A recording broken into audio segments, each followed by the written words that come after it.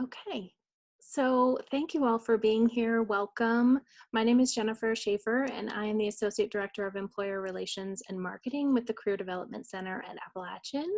And I'm joined here with one of my colleagues and three colleagues from outside of the Career Development Center, but who are here representing graduate programs. So I'm going to ask each of them to introduce themselves to you before we get started.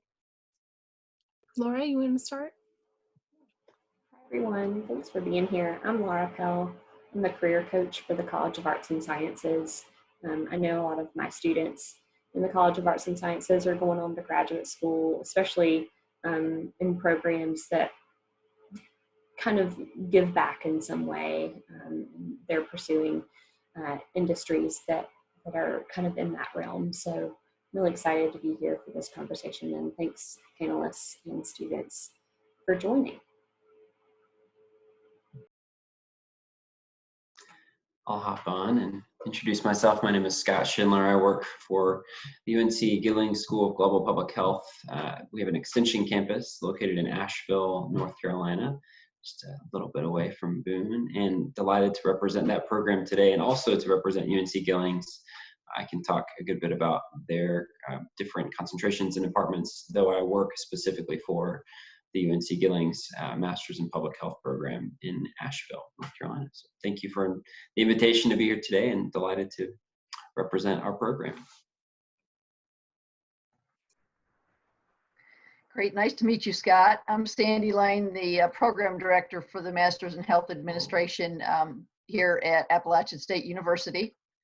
And I'll talk about our program, but if folks have questions about other programs in the College of Health Sciences, I'll do my best to answer those questions. Thanks for the invitation.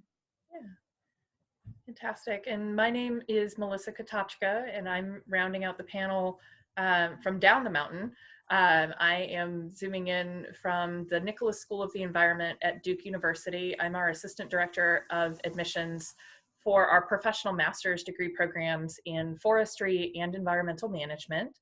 And each graduate program at Duke does its own graduate resources. So I'm happy if you have questions about other Duke programs, I can refer you to the appropriate offices for those.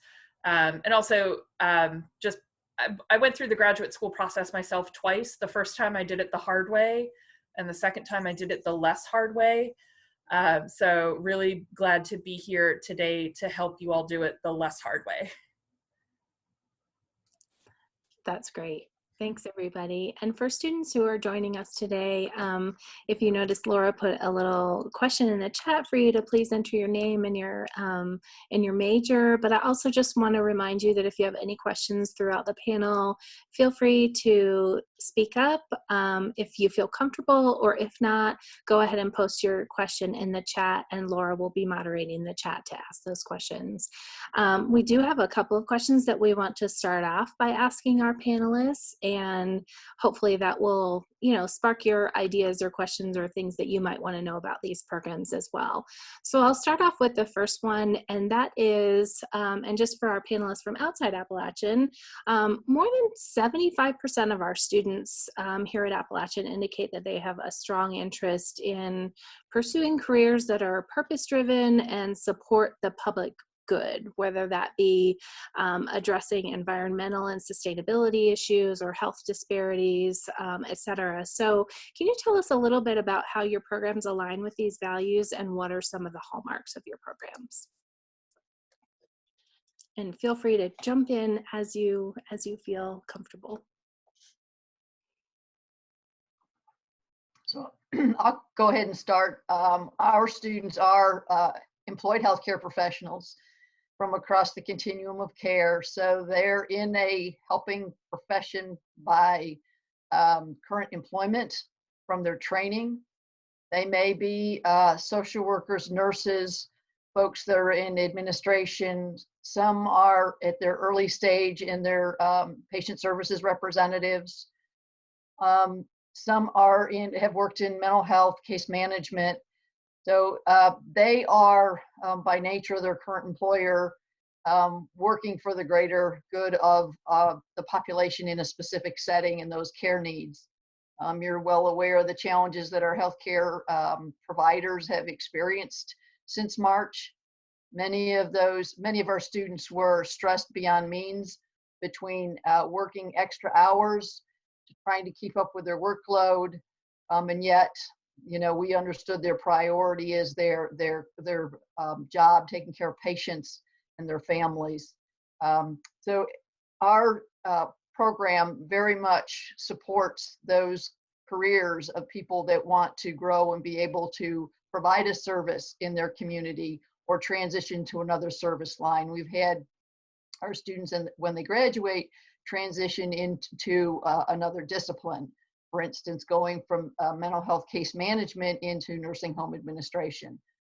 So the program enables them to still enjoy that voice and caring aspect of their career, but help migrate to maybe a different aspect of the healthcare industry that they find through their interactions with their classmates and the faculty, that they can take those skills from their career and now utilize them in a different capacity.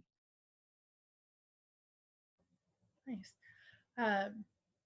And, certainly working for a school of the environment, if we think of the environment that we live in and our natural resources really as kind of that ultimate public good, if you will. We all live in it, we all benefit. We are all affected by changes in our environment, whether at the climate level or at the local level. And it's something that everything relates back to. And so we offer professional master's degrees, a Master of Environmental Management, which has students choose one of 7 different areas to focus on, such as, business and environment, energy and environment, coastal environmental management, ecosystem science and conservation, ecotoxicology and environmental health, water resources management, or environmental economics and policy. And within those programs, you can then develop a specialization of ensuring that you are, using that particular lens, which is your program area through which you're approaching environmental challenges, and then developing the content knowledge and the toolkit of skills to be able to do that. And our Master of Forestry students are often combining their forestry program, which does lead to designation as, certified forester, but they're looking at things not just, landscape ecology or urban forestry, seeing different intersections of how these things come together. And, at Duke, our programs are deliberately interdisciplinary within the Nicholas School, because we need people who understand and speak the languages of scientists, the legislators, the policymakers, the communities affected by environmental issues, the businesses who are watching out for their triple bottom line, the public utilities. We need people who can sit at the center of all of those stakeholders and serve as a translator between them. And within our student programs, they're developing content knowledge in communications, natural science, social science, as well as skills-based knowledge in economics, policy, law, field work, and other areas depending on the particular type of specialization that students are pursuing. We also offer certificates so that students can further specialize their skill sets. So that is available in geospatial analysis, community-based environmental management, and climate change science and applications. And, we're very much deliberately positioning our students to think about, how do we manage human behavior? How do we serve as those translators between the different stakeholders? And how do we work towards a more sustainable future in which we are able to consider the effects of the environment on everyone, not just on the people who wield the power, but how can we really incorporate environmental justice into our conversations, into our considerations, and ensuring that the communities that are the most affected by climate change and other issues are reflected in the leadership of those decisions, and the communities that are affected are part of that decision-making process. So that's really something that we very much take that to heart, in the Nicholas School is that idea of we are training to work for the public good. I'll thank my colleagues for their thoughtful responses, and we'll just say quickly, I like to talk about public health and distill public health into a sentence, a phrase. Individual and community public health starts in families, in schools, in workplaces, in public parks, and in healthcare clinics. If you want to distill that even further, the Robert Wood Johnson Foundation has said it best: health begins where we live, work, play, and learn. And in public health, specifically, in a master's in public health program, we're trying to equip you with the tools to further community and individual good. For our specific program in Asheville, we have a vision statement that guides those determinants.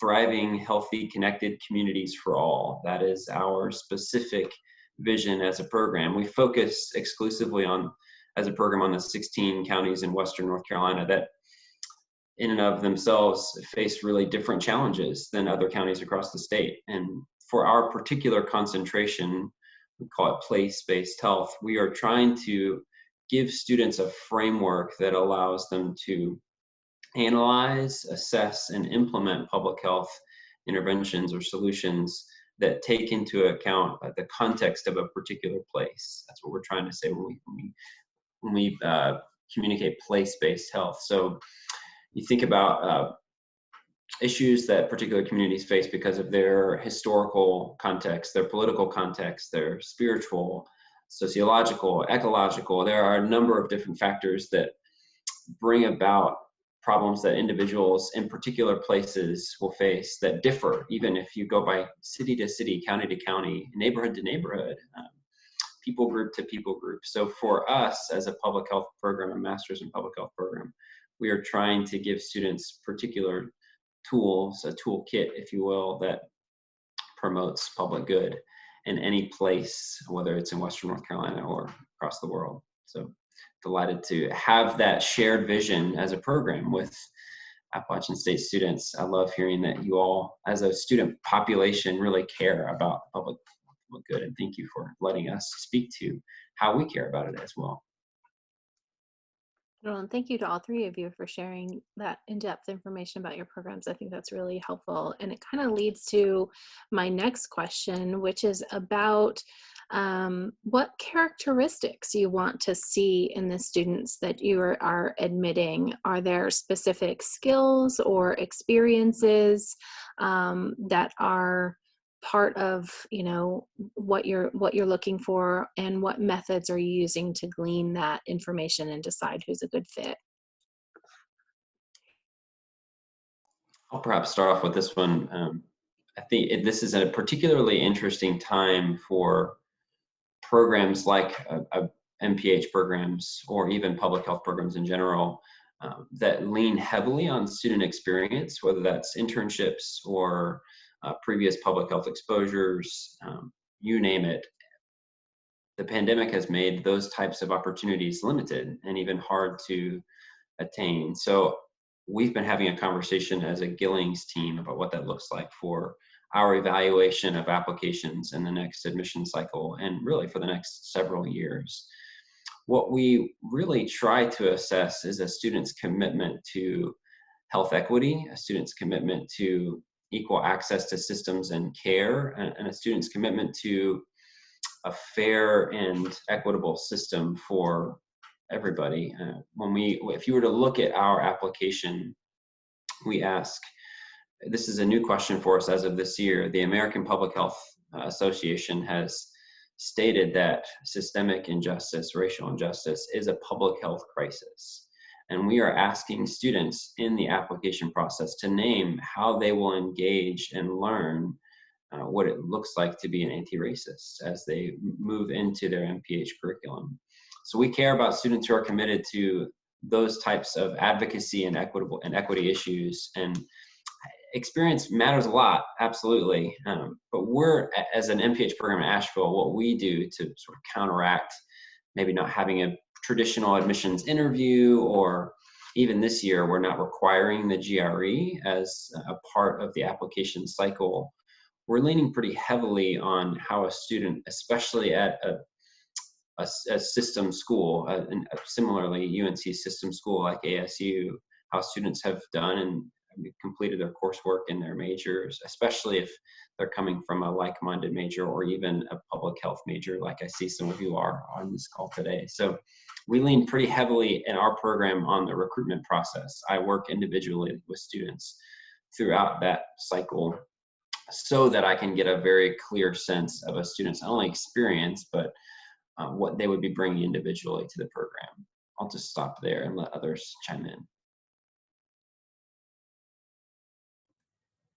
Yeah. Scott, I love the way that you talked about, that commitment to the values of the program, because that's the heart of our admissions process at the Nicholas School of the Environment. Is we want to know what's your why. And within that application, we're not looking to see that you have an undergraduate background in environmental science. If you do, that's amazing and that's wonderful. But we have over 40 different majors represented in our first year cohort this year. And, it's everything from more STEM focused fields or engineers to theater arts majors and English majors, history majors.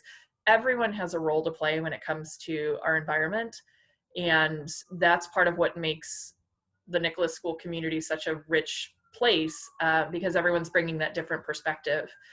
And the thing that all of our students have in common is a commitment to sustainable practice, a commitment to working in a way to find solutions to not just identify issues, but being able to think about solutions. That's a pivot that we've really worked hard to make in the last few years, is try to find some hope out of a pretty dire situation when it comes to talking about climate change.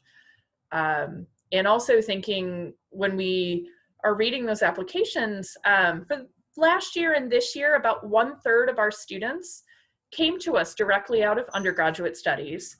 And the other 2/3 of our students came to us after a year or more of some kind of other experience. So whether it was service with AmeriCorps or the Peace Corps, Teach for America, or City Year, whether it was working or even completing a different graduate program and then coming to us later, that's more of a reflection of our applicant pool than anything we're deliberately reading for.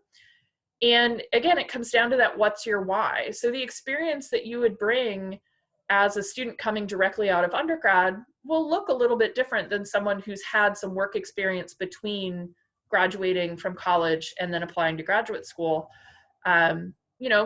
Folks have some environmentally related experience, and others are making a career shift and, making that pivot, or they discovered a little later that, sustainability is kind of cool. This is something that I want to pursue a little bit longer. And I think that's something that we hold very tightly to. Similarly, we are not requiring the GRE this year for this fall 2021 cycle due to COVID.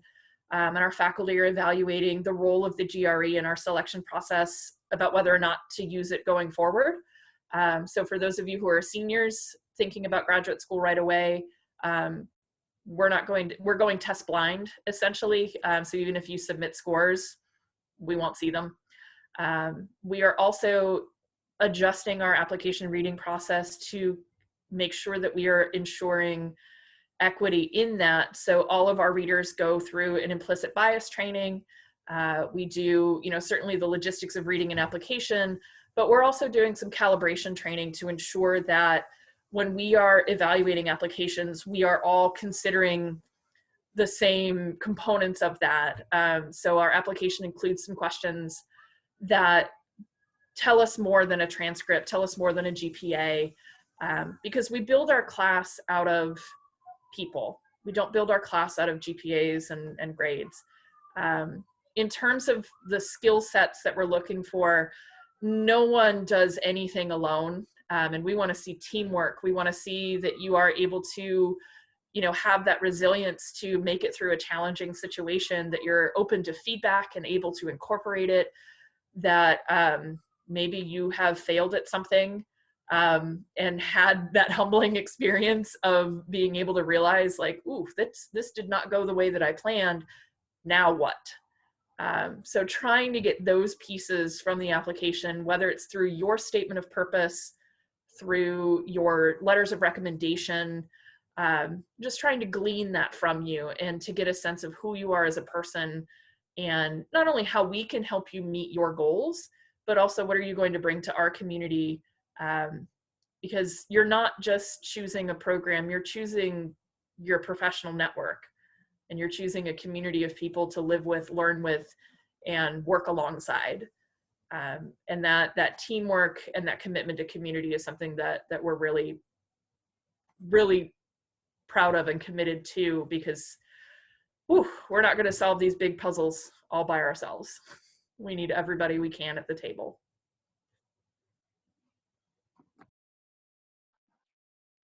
Thanks for sharing. And not to reiterate some of the great processes that Duke and UNC Griffith School, Gillings School utilize for their admissions processes.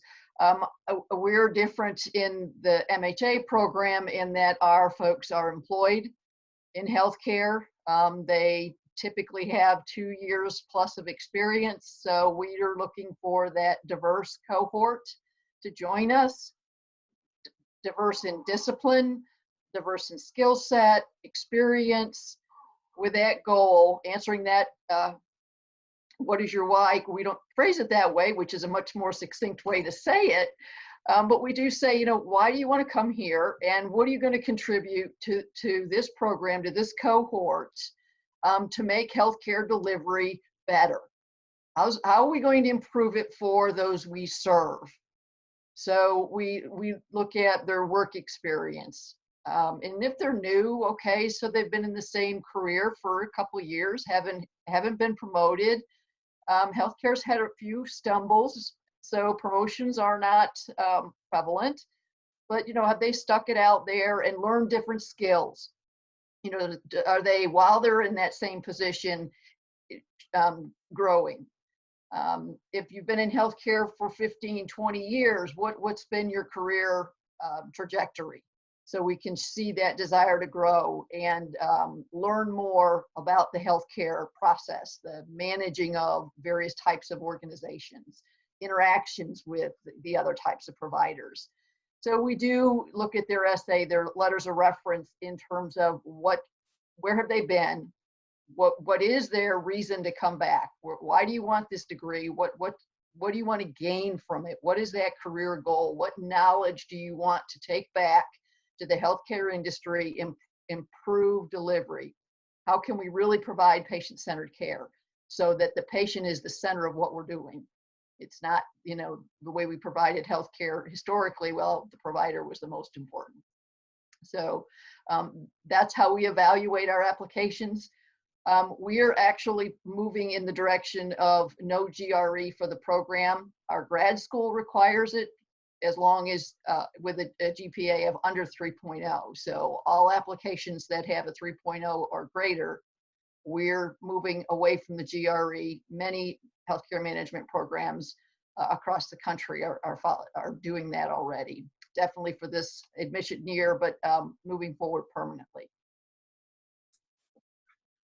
Jennifer, do you mind if I add one more thing?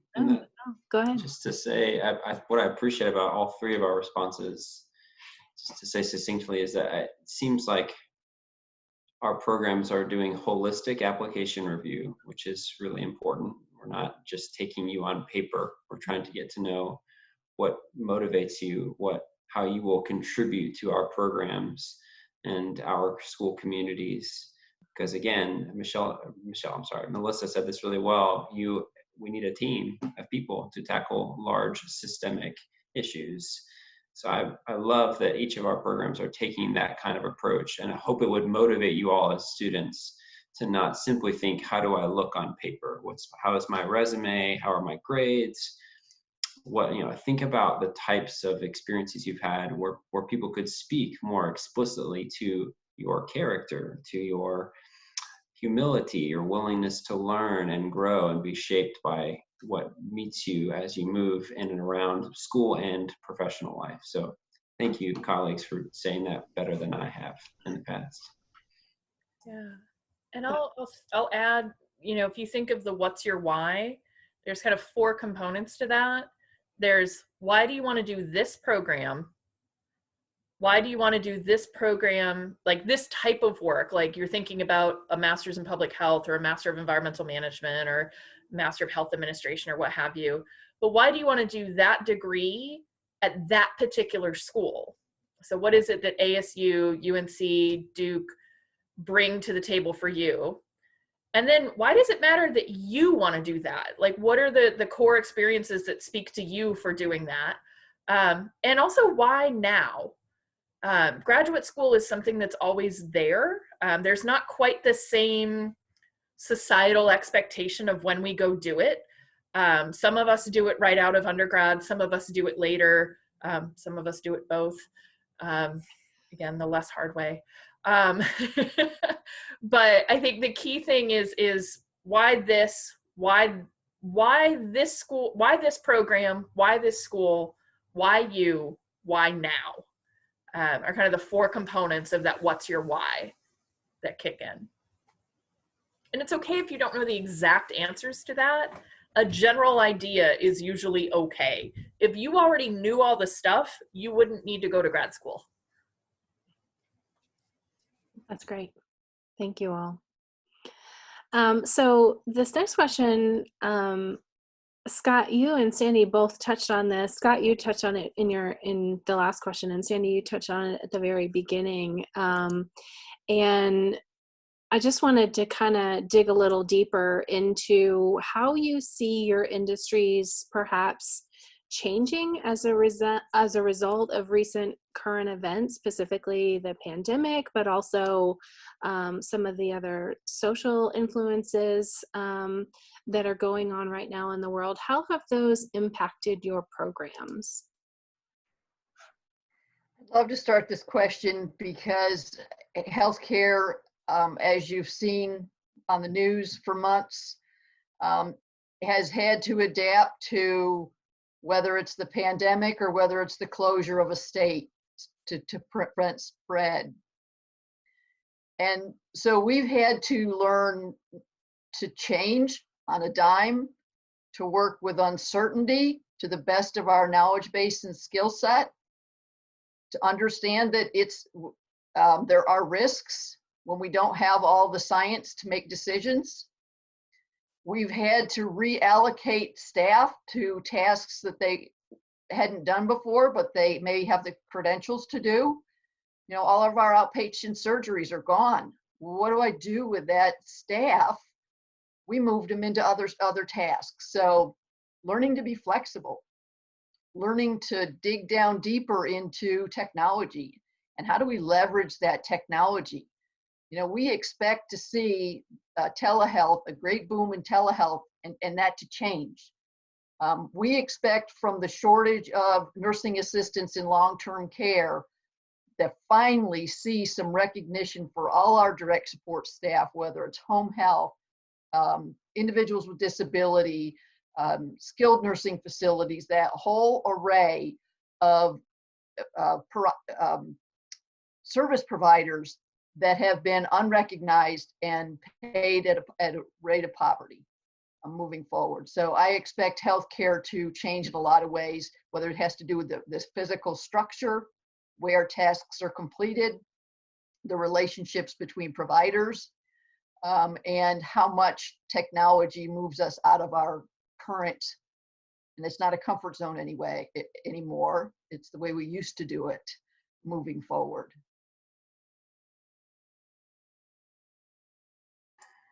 I'm happy to tackle this one next, Melissa, unless you care to. I have sort of 4 thoughts about this question. I think it's a really thoughtful one. Thank you for asking it.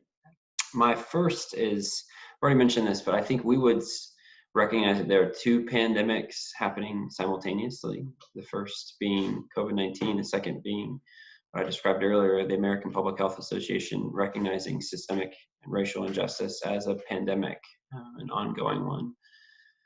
that acknowledgement in and of itself, I think, requires some program evaluation. How are you building into your curriculum a very clear racial equity lens that addresses who students are learning from? So we've been doing a fairly systematic review of our syllabi and the assignments that go into our courses and the types of panel speakers that we bring in for students to learn from that don't represent a singular perspective, that being a predominantly white male perspective in our space. That's a historically true in the public health world. So that is, first and foremost, I would say the pandemics equally have shaped how we think about preparing students for life after graduation. And that takes me into the second one, which is, I think perception from a public view is really changing about what public health looks like. So traditionally, people might have associated public health with restaurant inspection or public health mass media campaigns about why you wear seatbelts, or the long time public health HIV program. I mean, you can think about any number of things that are large global scale public health interventions. And the way that I described public health to you all at the beginning of this conversation, I think is starting to filter out, especially now in light of a pandemic, where people are assessing community systems sit at the core of what it means to do public health. If in a time where communities are locked down and you can't get access to public transportation that takes you anywhere near a place where you can buy groceries, or if people can't do their work from home because they don't have internet access, or if the things go on, those are all public health issues, and people are starting to realize that those are public health issues for the first time, not just issues of policy or government.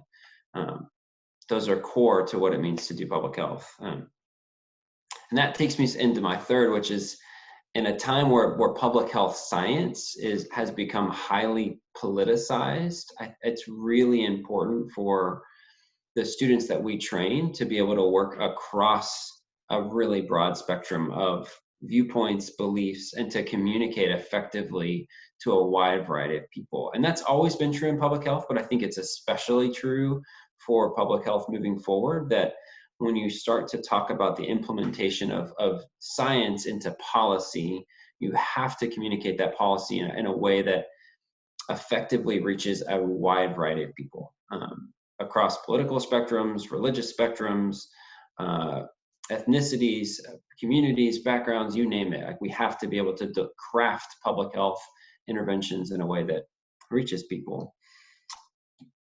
I think those are, I had a fourth, but I'll stop there and let Melissa jump in, because I'm sure that there are things from her perspective that I'd love to hear.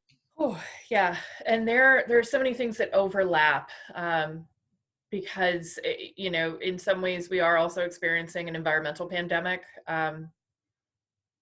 Beginning of the year before 2020 became, 2020, Australia as a continent pretty much burst into flames. Then our West Coast, and we have other wildfires, we have flooding, we have Flint is still struggling to find clean water, as are many, many other communities. We also saw what happened when major metropolitan areas shut down, and what happened when we weren't driving our cars. Turns out our air quality improved. Oh, that's cool. But also we have to think about, suddenly we're all home, and what do we do with these big empty buildings that are sitting around mostly empty because people aren't in them?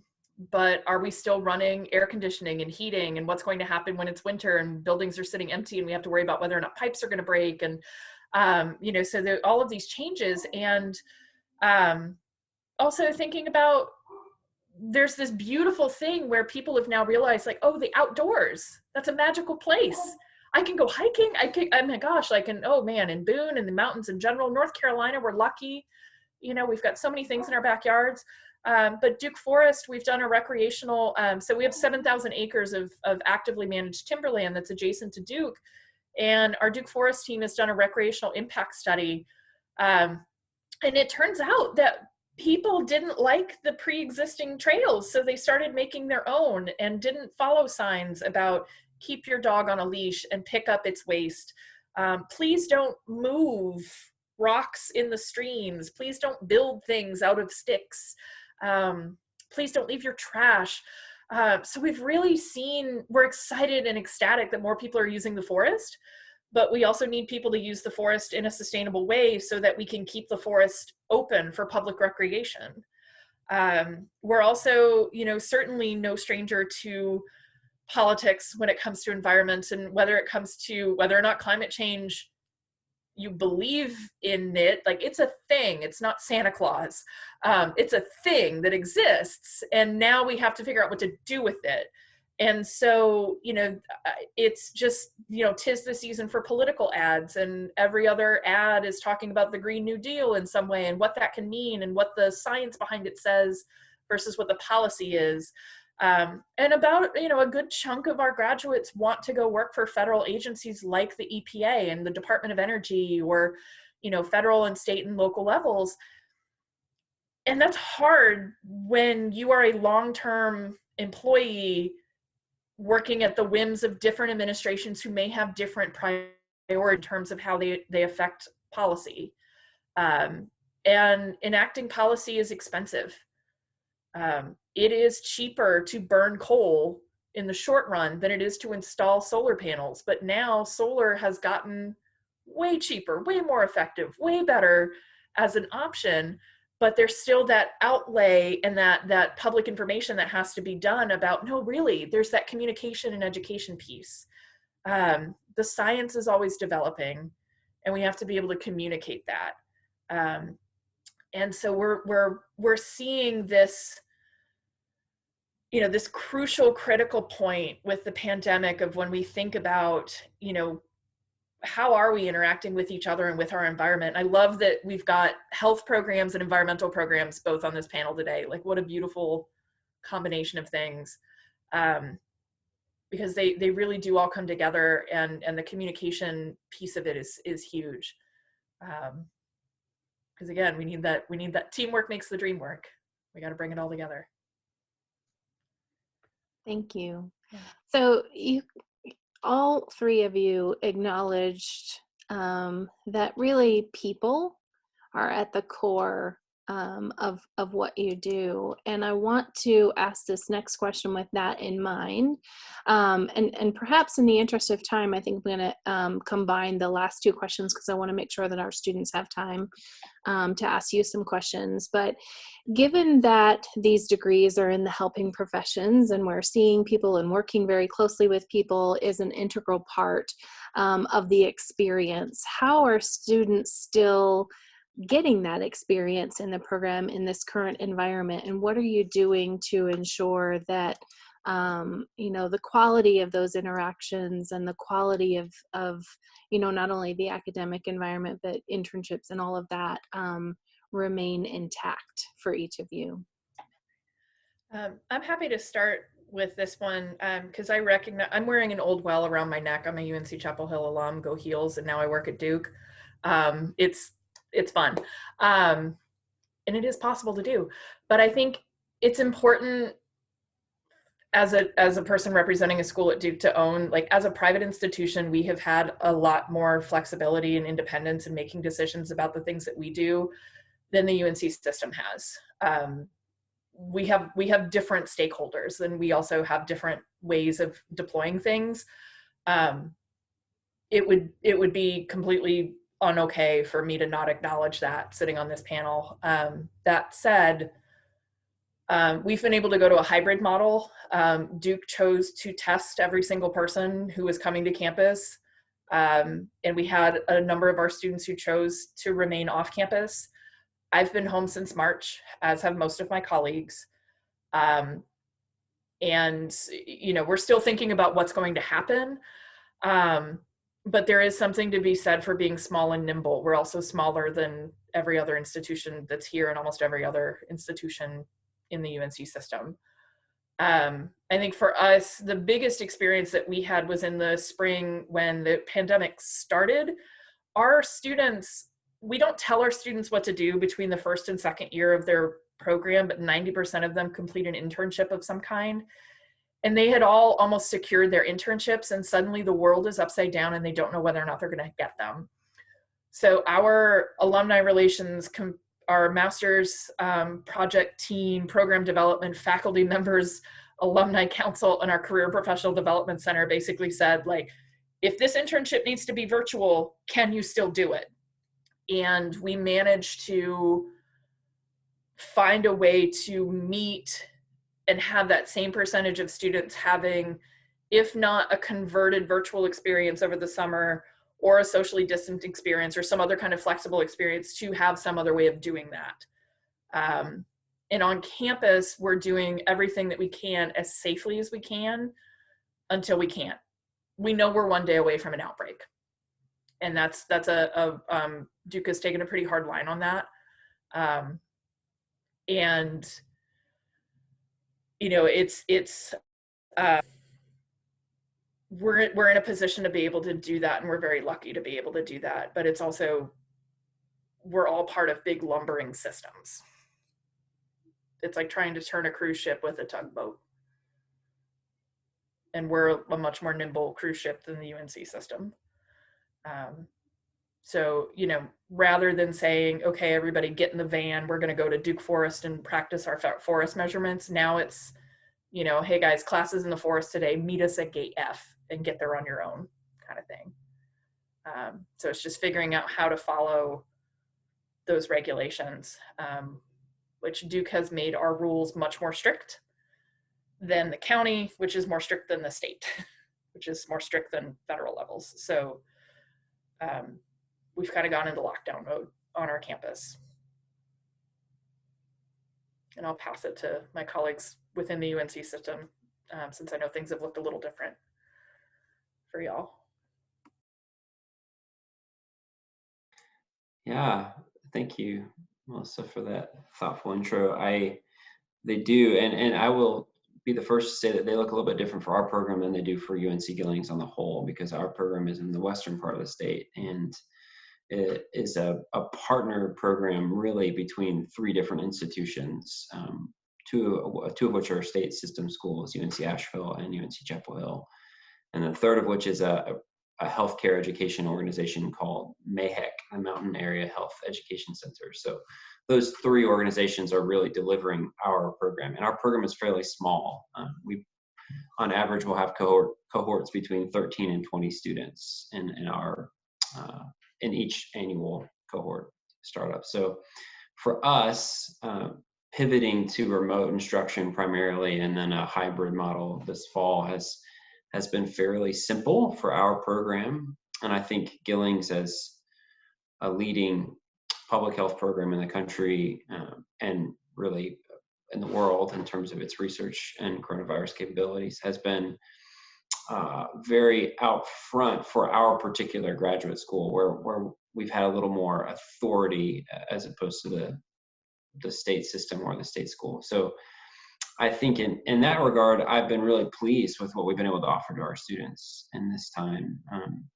It has still been very limited in terms of an in-person experience. I'll give you one example though. So every fall we start a new cohort, and as a part of that fall semester, we do a primarily field trip based class that takes students out into different parts of Western North Carolina to introduce them to organizations, individuals, and communities that we want them to know about and be working with, and again, be working towards thriving, healthy, connected communities for all while they're in our program.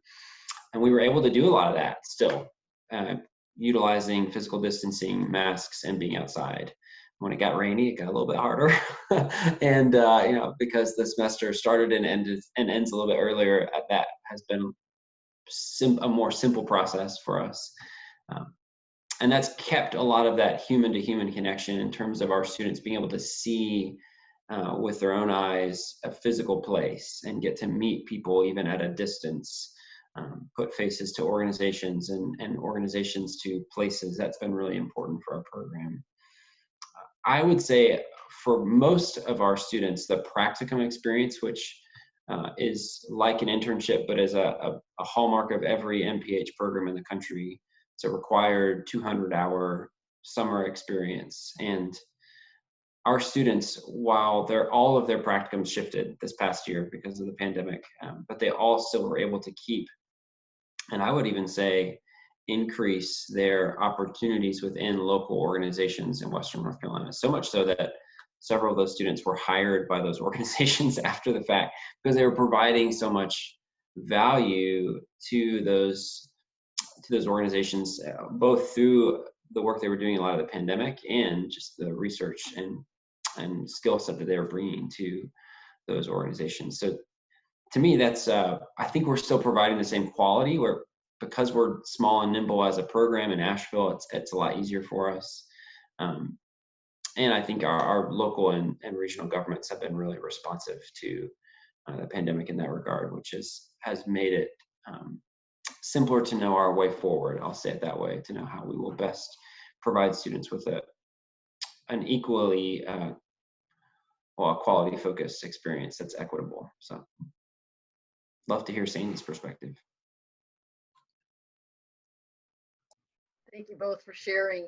Our MHA program is online. So the biggest change that impacted our students this fall was we typically have a day and a half on campus to start off the fall semester. That's the chance for those that are in the program to come back and reunite in person versus the way we're discussing now, the virtual meetings, and to kind of catch up on those other things, the more personal things or the work things that they shared. So this semester, that was an adjustment that we were unable to overcome. We didn't have that. But we wanted to give the new folks coming in the opportunity to experience some of what they'd be doing in class. So we built an orientation course. And we spent most of the summer obtaining various, whether it was a professional recording on the state of the science, whether it was a professional recording on the challenges with racial injustice, whether it was faculty that just wanted to welcome them and share some information. So we built the orientation course as a way to help the students gain skills in how to use our learning management system, but also introduce them to various aspects of what they'd be working with in class. These professional presentations on how this hospital managed to change and survive the many challenges of lack of PPE, moving staff, no revenue, all those experiences. So, you know, it was a way to provide the interpersonal, interprofessional experience, even though they were not physically able to come and work a case study together. So we modified some of what the experience is, but we also, during the summer and in the late spring, when it was, you know, time for classes to end, most of the faculty had a Zoom meeting with their students and said, how are you doing? You know, we know that you've been working for weeks trying to care for your patients, you know, move within the changes of your organizational structure. But we really sat down and all of us spent time letting them debrief, letting them reflect through the experience that they had just gone through, because they haven't had the time to sit down and think twice.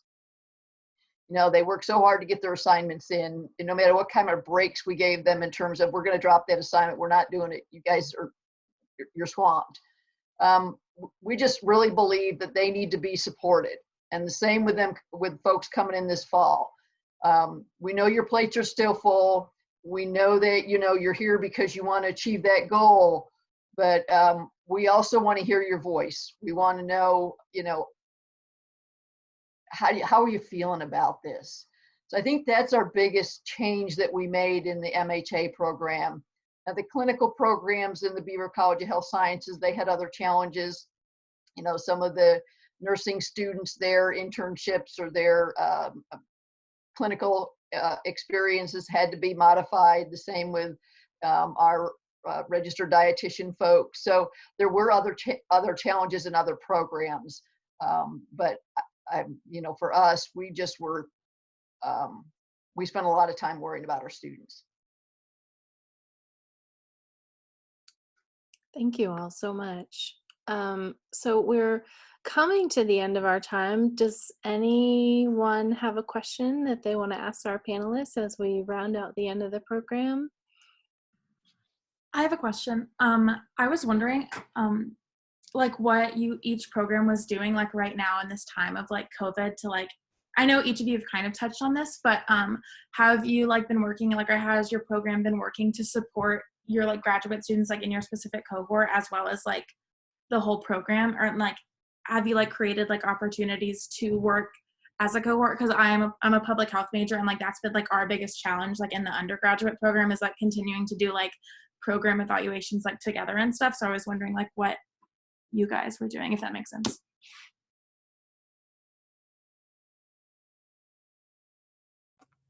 Yeah, I think our answer kind of goes with how are we building community, how are we building academic community, and how are we building non-academic community.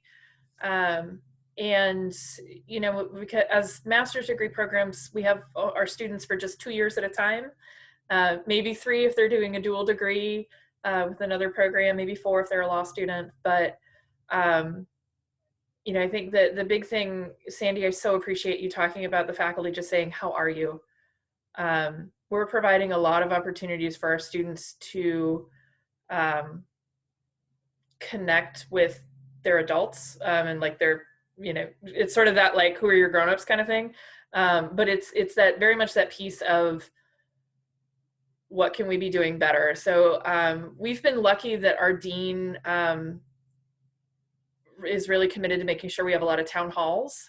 So we do a lot of like, let's pull us all together and get an update on this. Let's pull this, you know, let's have a conversation with, like tomorrow at this time, I will be on a Zoom with just the staff with the dean for, you know, things related to us. Then there's like time just faculty, time just students.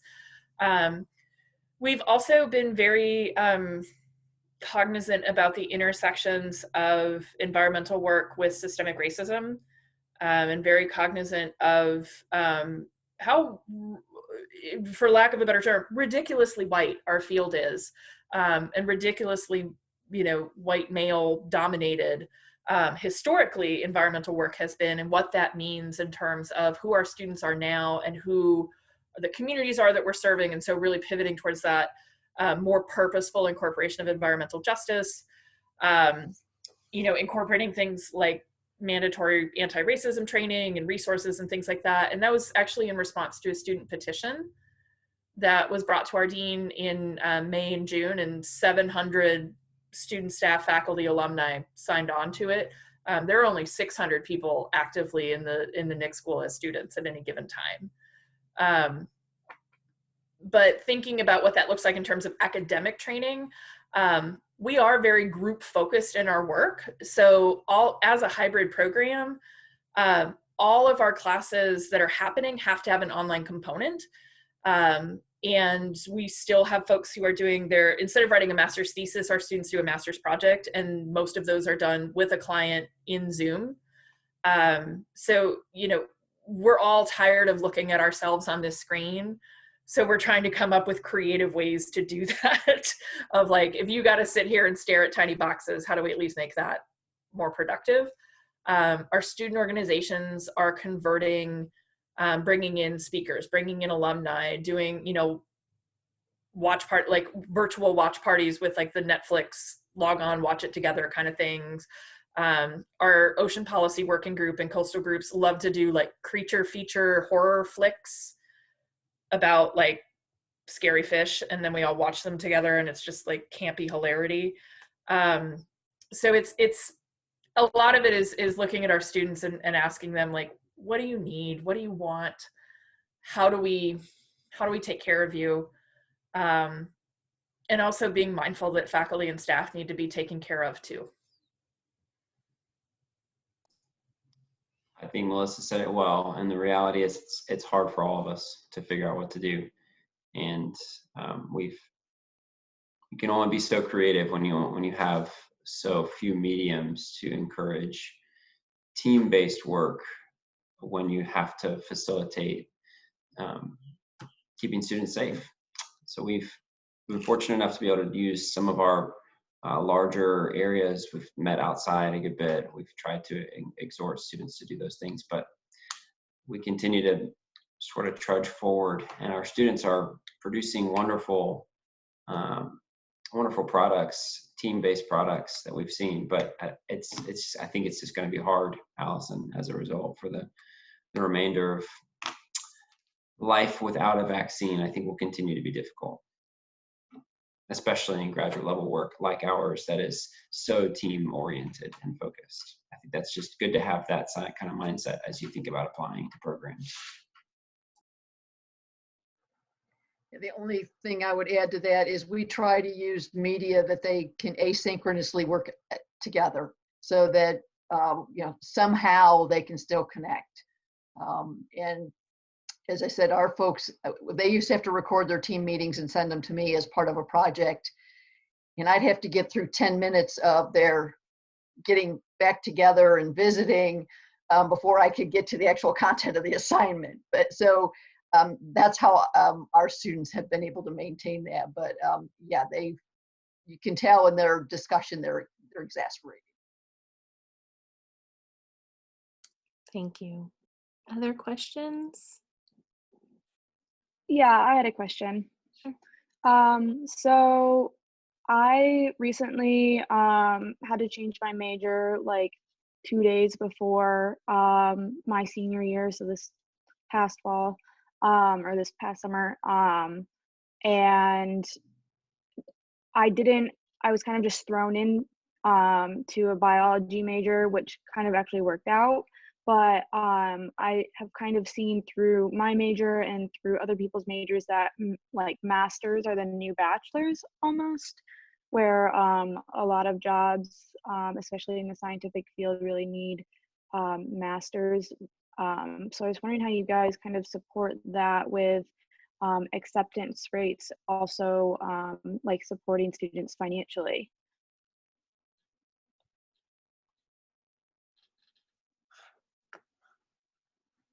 As someone who's worked in education for a while, it's hard for me to say that masters are the new bachelors. I'm not sure I'm quite on board with that.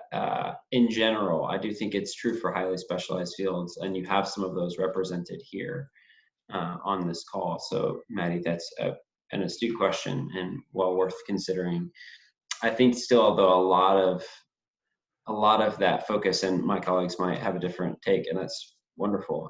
A lot of whether or not a position, a field requires a master's depends on how focused you tend to be. For example, an MPH is it's considered a generalist degree. Students can take it and do a lot of different things. So is it required to do public health? No, I know plenty of people that are doing public health without an MPH. Does it give you a clear toolkit and framework from which you can do public health? Absolutely. And again, colleagues that might have something else to say, but I think I'm not quite to that point where I would say that a master's is now a required piece. As far as acceptance rates are concerned, I'm sure we would all have different responses, but I'll just quickly say we're more concerned about, again, the student, not the profile. And that's just to put it plainly. We want quality students producing quality results and engaging with quality work, both while they're in our program and after. And that can look really different across our student population. So our acceptance rates have traditionally been, I think it's between 40 and 75% of our applications. So on the higher side, when you start to talk about graduate school, elite population creation, that's fairly high. And we like that because we want a lot of different students represented in our programs. The first thing that I'll add on to that is that I have 2 degrees in Russian literature, yet to be unemployed. Your biology degree will be fine. Okay.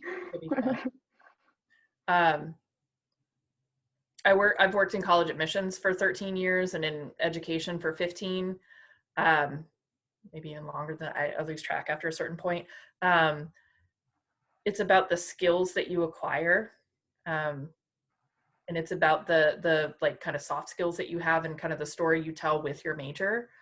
But also I think the financial question you ask is really an astute one, because master's programs, sadly, in this country are not necessarily funded to the same degree as doctoral programs. I wish I had known about professional master's degrees so much sooner, because that was actually what I needed and wanted. I had no business being in a PhD program for Russian literature, because that wasn't what I was going to do. And I wish you're doing the right thing by being on this panel with Career Services. I would have made a better choice and a better investment if I had gone and talked to Career Services before my 4th semester of my PhD program, and then was like counseled out with my consolation masters. That said, I think it's also important to think about the investment that you make in a master's program, and the types of work that you want to do. I think it's thinking about the type of work you want to do and how a program can get you there. I eventually went back for a master's in career counseling because it would make me a better admissions person. And that I had a very clear idea. So like I knew what I was taking, I knew what I was spending my tuition dollars on. And it was an investment I was able to make. And I was also able to get some employer support and tuition remission for that. So graduate school funding looks a little bit different. And any admissions person worth their salt will tell you, please don't take out 100% loans to cover 100% of this program. Don't do that. Oh no. We don't want you to take out any more debt than you have to, because like we're all still paying our own loans, and we're like, whoa, no. Most of us work in higher education to be cautionary tales to our students. And I think it's really thinking about that investment piece of asking the tough questions and knowing that you're probably going to have to invest some of your own funding. But if you put in the hustle for outside scholarships, outside funding, programs can sometimes give some aid to a lot of people versus a lot of aid to a few people. You know, those are good questions to ask, and asking about like, what are my options after graduation? You'll be okay. English major, theater major, all that stuff. You're going to be fine. I promise. Thanks. Yes. And I'll kind of tag on what Scott said about, I don't think for every profession and every master's or type of work that the master's is the new batch, however you phrase that, and I've twisted it, I apologize. In healthcare management, if you want to be a senior leader, you're going to need a master's. If you're going to be a director of nurses in a hospital or a chief nurse officer, you're going to have a master's in nursing. But then again, that's a very specific role and responsibility. So it's more, what's your passion? What do you want this graduate degree to do for you? Where do you want to hopefully obtain that first step in the career? That's really going to drive whether you need a master's or not. And, you know, not every position that you apply for or career path needs a master's today. There's the option of, maybe I need to work in X field to figure out what my biology degree will do for me before I pick a master's in biology micro versus, you know, a different aspect of biology. So, you know, I, again, agree with the caution. And then, you know, funding depends on the program and what they have for scholarships. And so that's going to depend on the school and the program and those types of features. I think the one last thing I'll add is that for professional master's degrees, we often have prerequisite coursework. And if you don't have that done in undergrad, that's okay, because like community colleges exist. We just started, amended it because of COVID to start accepting Coursera, designated Coursera classes to meet those prerequisites. And like, people change careers all the time, and change, you know, they pivot. So like, you don't have to have made all of the right choices in these 4 years in order to get where you want to go, and where you want to go now may look different 15 years from now, and that's okay too. Thank you, guys. Yeah. Any final questions for our panelists? This has been so wonderful, and I know we're a few minutes over time, and I appreciate everybody sticking around, but any last questions, thoughts? No? Okay. I want to just say thank you so much, Sandi, Scott, Melissa. Thank you for your time. Thank you for being here. And to our students, Maddie, Allison, and Hannah, really appreciate your thoughtful questions and your attention. And I hope that we will see you all tomorrow at the Graduate and Professional School Fair. If you have any additional questions for these panelists and might want to connect with them on one-on-one, that's a perfect opportunity to do that. So yeah, please feel free to sign up for a session with them. Thank you all so much. This has really been so interesting, and I love just this idea that there are so many commonalities in how you are administering your programs and how you are ensuring an experience that is equitable and is enriching for everyone. I think that is something that we've been without, not in your programs, but just without in our society as a whole for way too long. So thank you for sharing that with us. We really appreciate it. And we'll see you tomorrow. Thank you, everybody. Yeah, thank you. Take care. See you tomorrow. Bye.